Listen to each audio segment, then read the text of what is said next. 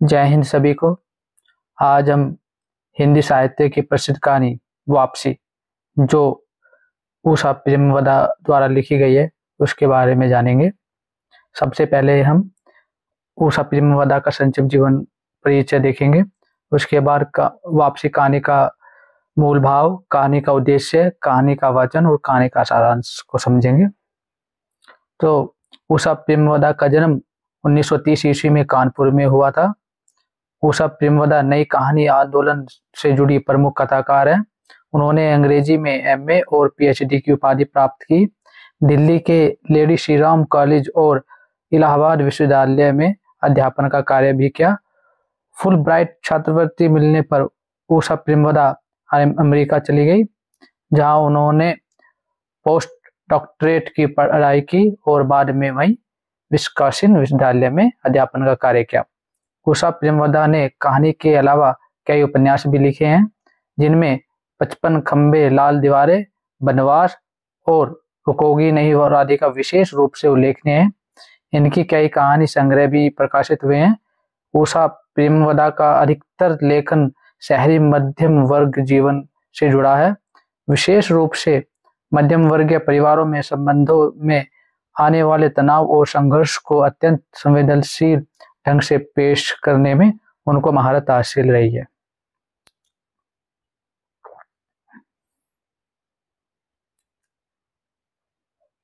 कहानी वापसी। सबसे पहले हम वापसी कहानी के परिवेश के बारे में जानेंगे। कहानी का परिवेश मध्य वर्ग का है। कहानी के प्रसंग मुख्य रूप से दो स्थानों पर घटित होते हैं।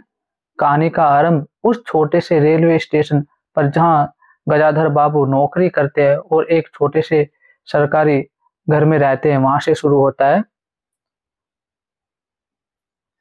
गजाधर बाबू रिटायर होकर अपने घर जाने की तैयारी करते हैं और अपनी पत्नी के प्रति प्रेम भाव को मन में जाहिर करते हैं।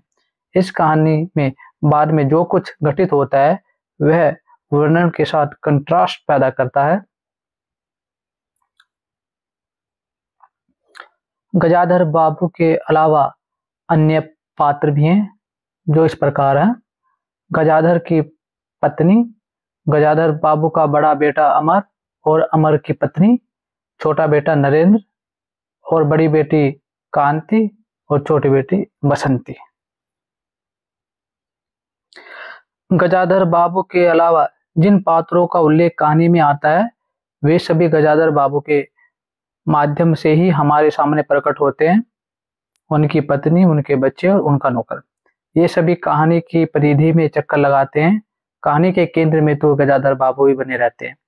गजाधर बाबू की तरह उनकी पत्नी भी परंपरावादी है, लेकिन पति से अलग अपने बच्चों के साथ रहने की उनकी लंबी आदत ने उन्हें पति से कुछ हद तक उदासीन बना दिया है। ऐसा होना बहुत स्वाभाविक प्रतीत नहीं होता। इसी तरह कहानी में बच्चों द्वारा पिता को एक अवांछित मेहमान की तरह देखना भी अतिरंजनापूर्ण लगता है। ऐसा प्रतीत होता है कि कहानीकार की सहानुभूति सिर्फ गजाधर बाबू के प्रति है, शेष पात्रों को समझने का प्रयास नहीं दिखाई देता। शेष पात्रों की चरित्रगत विशेषताएं कहानी में इसी रूप में आती हैं कि स्वयं गजाधर बाबू उन्हें किस रूप में देखते हैं। इस कहानी में मुख्य रूप से गजाधर बाबू के त्याग को दर्शाया गया है, जो अपने पूरे जीवन अपने परिवार के लिए त्याग करते हैं। वापसी कहानी आधुनिक परिवारों में वृद्ध माता पिता के प्रति बच्चों के बदलते रवैये का अत्यंत मार्मिक चित्रण प्रस्तुत करती है।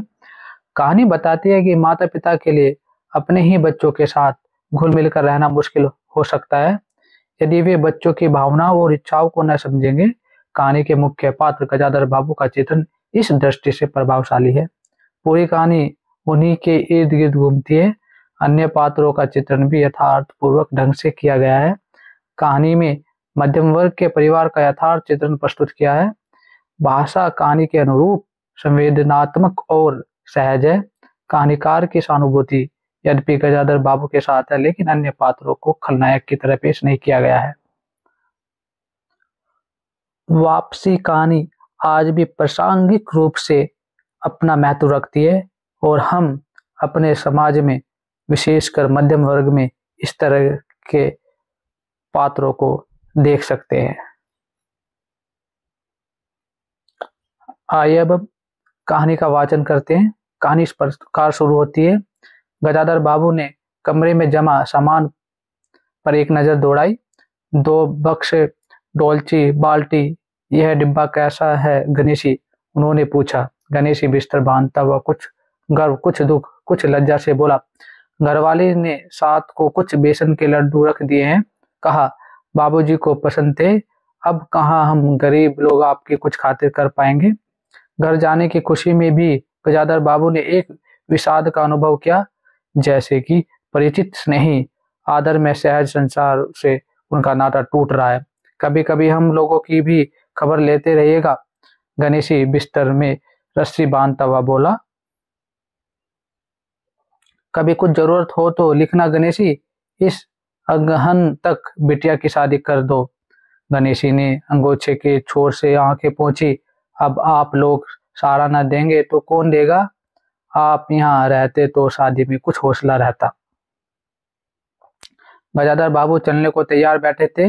रेलवे क्वार्टर का वह कमरा जिसमें उन्होंने कितने ही वर्ष बिताए थे, उनका सामान हट जाने से क्रूप और नगन लग रहा था।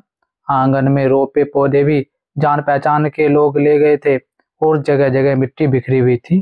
पर पत्नी बाल बच्चों के साथ रहने की कल्पना में वह बिछो एक दुर्लभ लहर की तरह उठ कर विलीन हो गया। गजाधर बाबू खुश थे, बहुत खुश। 35 साल की नौकरी के बाद वह रिटायर होकर जा रहे थे। इस वर्षों में अधिकांश समय उन्होंने अकेले रहकर काटा था। उन अकेले क्षणों में उन्होंने इसी समय की कल्पना की थी जब वे अपने परिवार के साथ रह सकेंगे।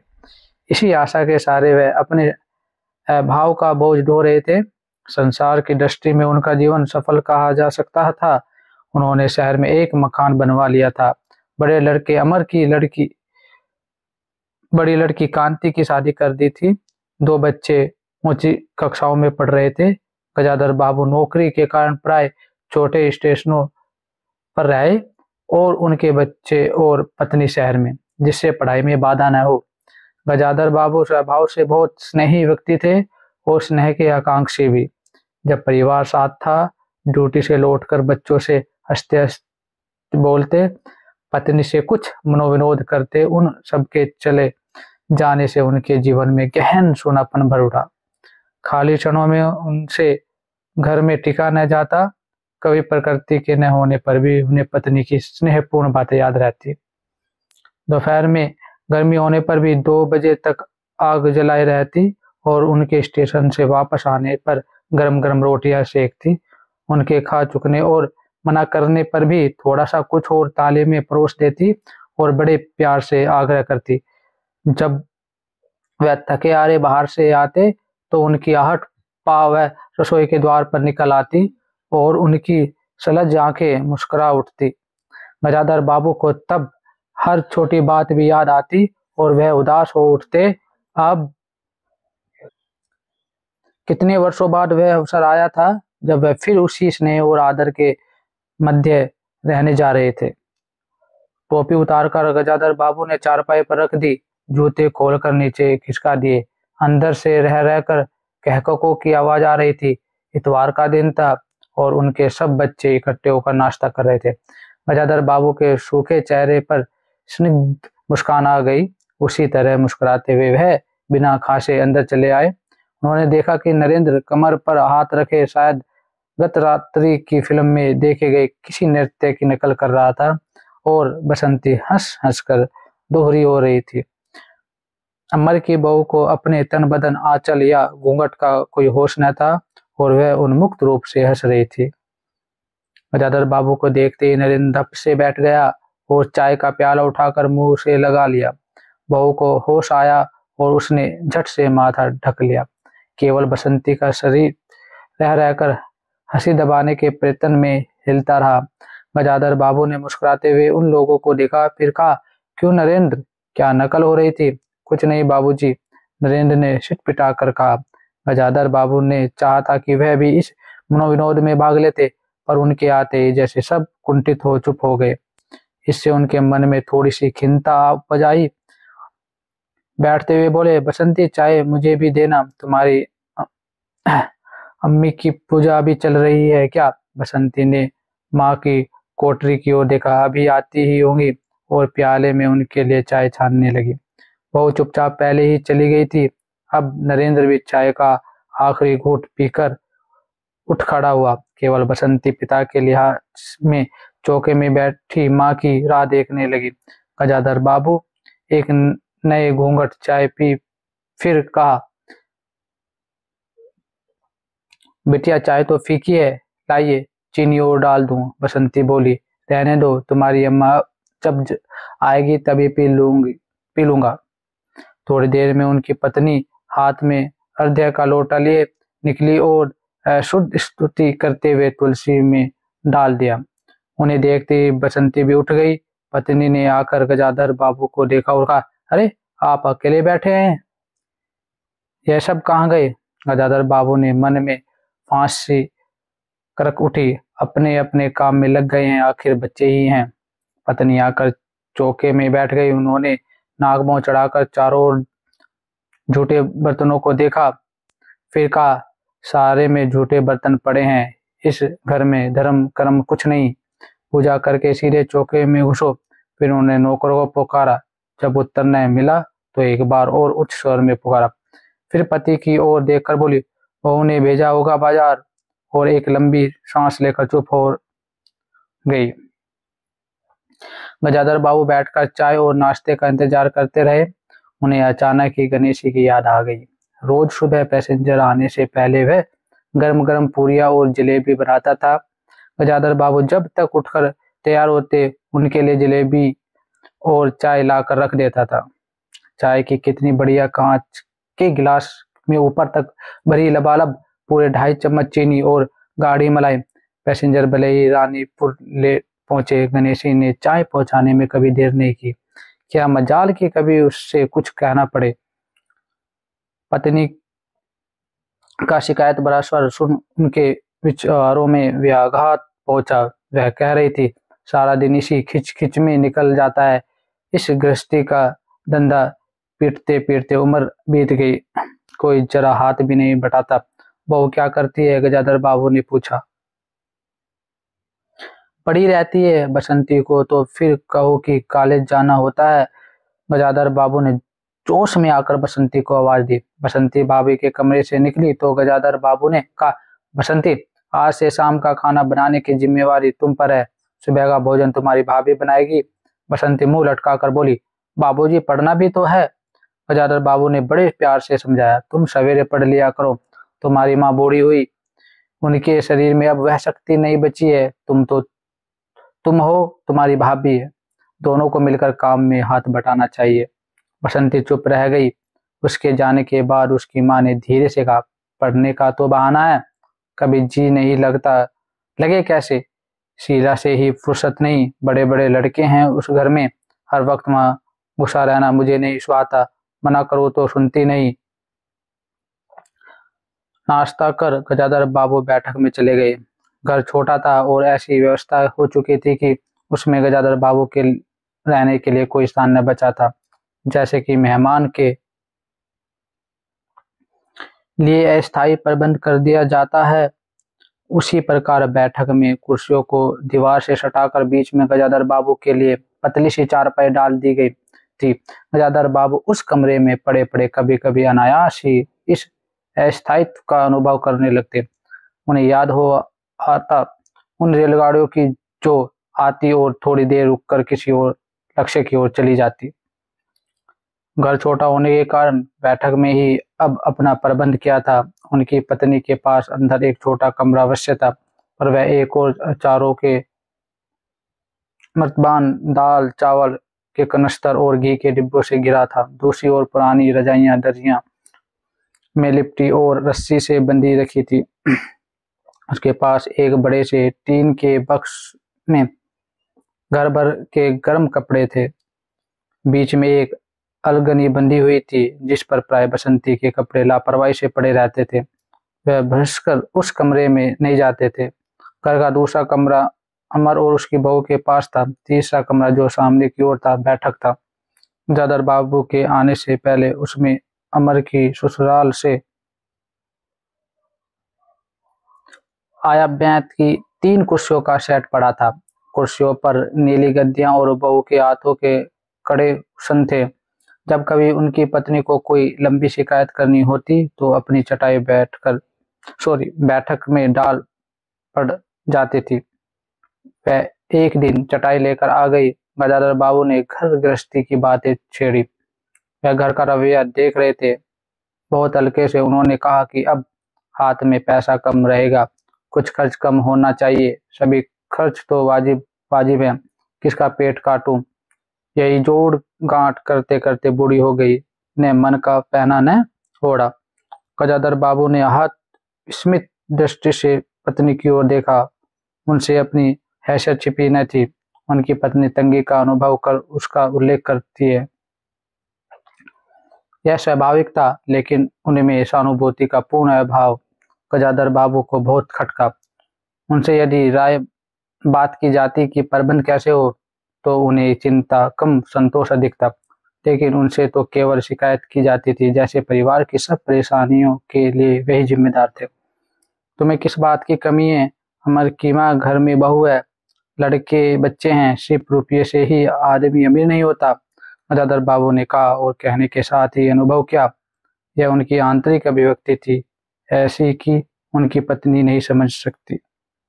हाँ, बड़ा सुख है न बहू से, आज रसोई करने गई है, देखो क्या होता है, कहकर पत्नी ने आंखें मूंदी और सो गई। गजाधर बाबू बैठे हुए पत्नी की ओर देखते रह गए। यही थी उनकी पत्नी, जिसके हाथों के कोमल स्पर्श, जिसकी मुस्कान की याद में उन्होंने संपूर्ण जीवन काट दिया। उन्हें लगा कि वह लावण्य युवती जीवन की राह में कहीं खो गई और उसकी जगह आज जो स्त्री है वह उनके मन और प्राणों के लिए नितांत अपरिचित है।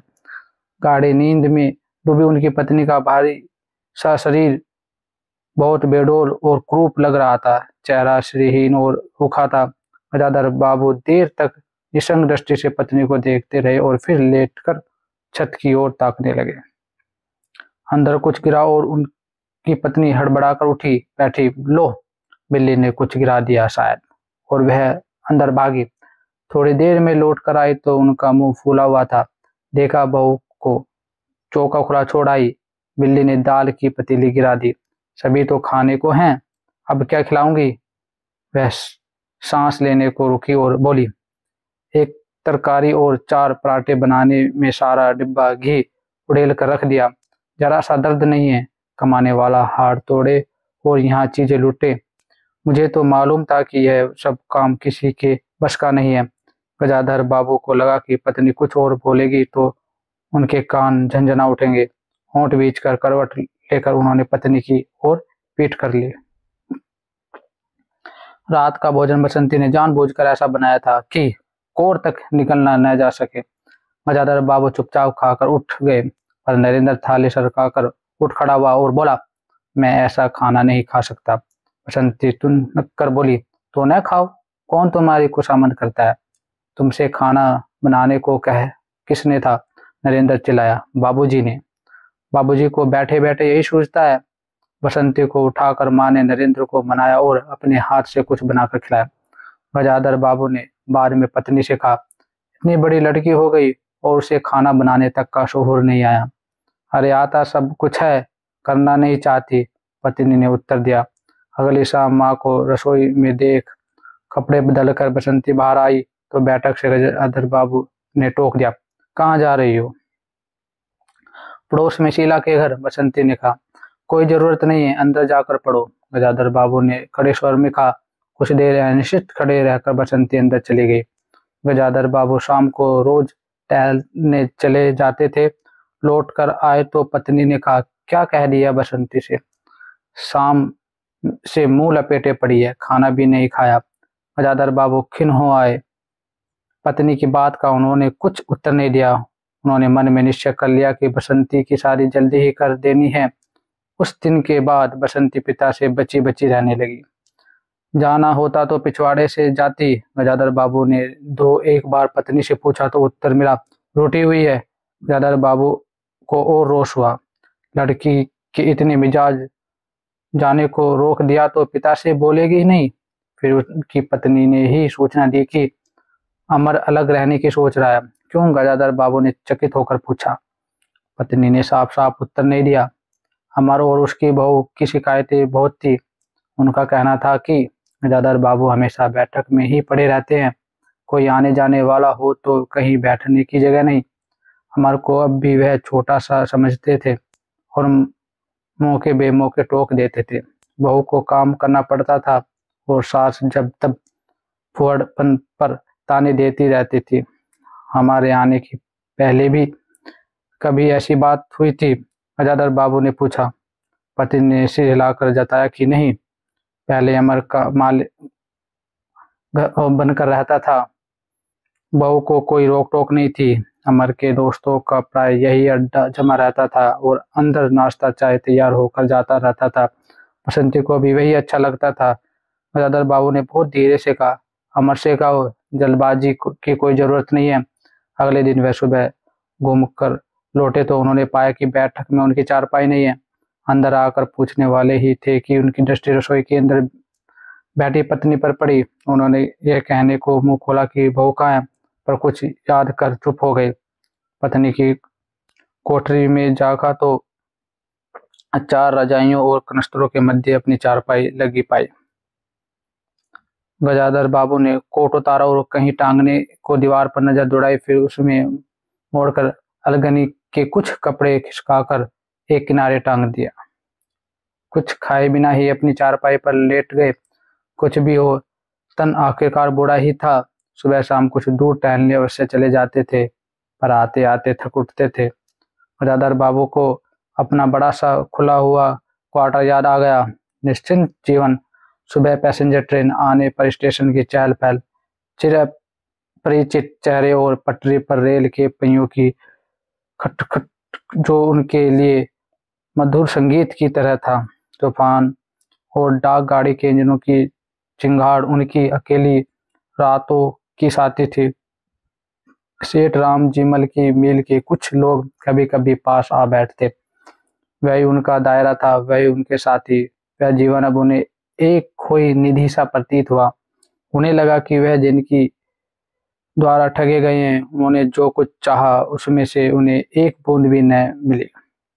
लेटे हुए घर के अंदर से आते विविध स्वरों को सुनते रहे।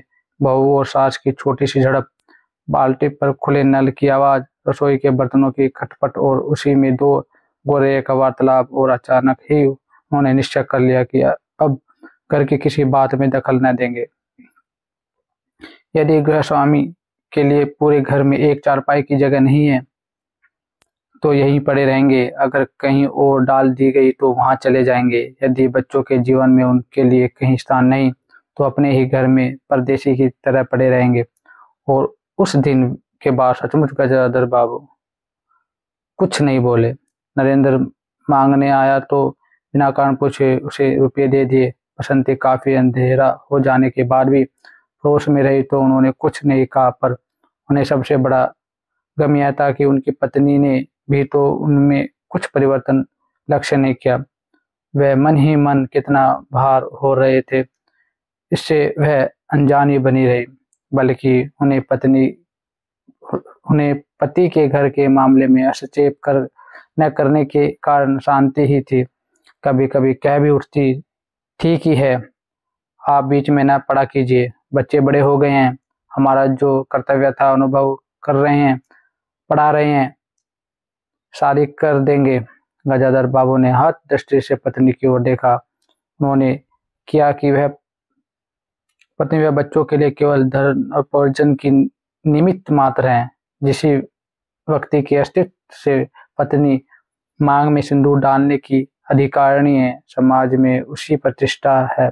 उसके सामने वह दो वक्त भोजन की थाली रख देने से सारे कर्तव्यों से छूट जाती है। वह घी और चीनी के डिब्बों में इतनी रमी हुई है कि अब वही उसकी संपूर्ण दुनिया बन गई है। गजाधर बाबू उसके जीवन के केंद्र नहीं हो सकती। उन्हें तो अब बेटी की शादी के लिए भी उत्साह बुझ गया। किसी बात में हस्तक्षेप न करने के निश्चय के बाद भी उनका अस्तित्व उस वातावरण का एक भाग न बन सका।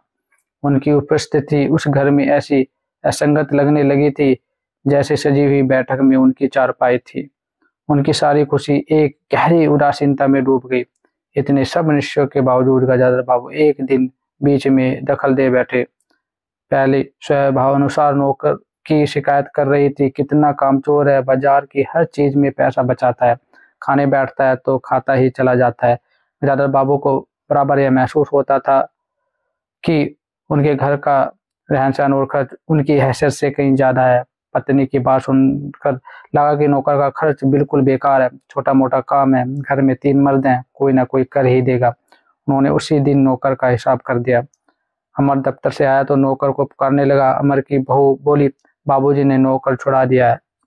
क्यों? कहते हैं खर्च बहुत है। वार्तालाप बहुत सीधा सा था, पर जिस टोन में बहू बोली गजाधर बाबू को खटक गया। उस दिन भी जी भारी होने के कारण गजाधर बाबू टहलने नहीं गए थे। आलस्य में उठकर बत्ती भी नहीं जलाई। इसी बात से बेखबर नरेंद्र माँ से कहने लगा, अम्मा तुम बाबूजी से कहती क्यों नहीं, बैठे बिठाए कुछ नहीं तो नौकरी छुड़ा दिया। अगर बाबूजी यह समझेंगे कि मैं साइकिल पर गेहूं रख आटा पिसाने जाऊंगा तो मुझसे यह नहीं होगा। हाँ अम्मा, बसंती का स्वर था, मैं कॉलेज भी जाऊं और लौटकर घर में झाड़ू भी लगाऊं, यह मेरे बस की बात नहीं है। बूढ़े आदमी हैं, अमर भुनभुनाया, चुपचाप पड़े रहें, हर चीज में दखल क्यों देते हैं। पत्नी ने बड़े व्यंग से कहा, और कुछ नहीं सूझा तो तुम्हारी बहू को ही चौके में भेज दिया, वह गई तो 15 दिन का राशन 5 दिन में बना कर रख दिया। बहू कुछ कहे इससे पहले वह चौके में घुस गई। कुछ देर में अपनी कोठरी में आई और बिजली जलाई तो गजाधर बाबू को लेटे देख बड़ी सिट पिटाई। गजाधर बाबू की मुखमंडरा से वह उनके भावों का अनुमान न लगा सकी। वह चुप आंखें बंद किए लेटे रहे। गजाधर बाबू चिट्ठी हाथ में लिए अंदर आए और पत्नी को पुकारा। वह भीगे हाथ लिए निकली और आंचल से पहुंचती हुई पास आ खड़ी हुई। गजाधर बाबू ने बिना किसी भूमिका के कहा, मुझे सेठ रामजीमल की चीनी मिल में नौकरी मिल गई है, खाली बैठे रहने से तो 4 पैसे घर में आए, वही अच्छा है। उन्होंने तो पहले ही कहा था, मैंने मना कर दिया था। फिर कुछ रुककर जैसे बुझी हुई आग में एक चिंगारी चमक उठे। उन्होंने धीमे स्वर में कहा, मैं सोचा था कि वर्षों तुम सबसे अलग रहने के बाद अवकाश पाकर परिवार के साथ रहूंगा। खैर, परसों जाना है, तुम भी चलोगी? मैं? पत्नी शक पकाकर कहा, मैं चलूंगी तो यहाँ का क्या होगा, इतनी बड़ी गृहस्थी, फिर सियानी लड़की। बात बीच में काट गजाधर बाबू ने थके हता स्वर में कहा, ठीक है तुम यहीं रहो, मैंने तो ऐसे ही कहा था, और गहरे मौन में डूब गए। नरेंद्र ने बड़ी तत्परता से बिस्तर बांधा और रिक्शा बुला लाया।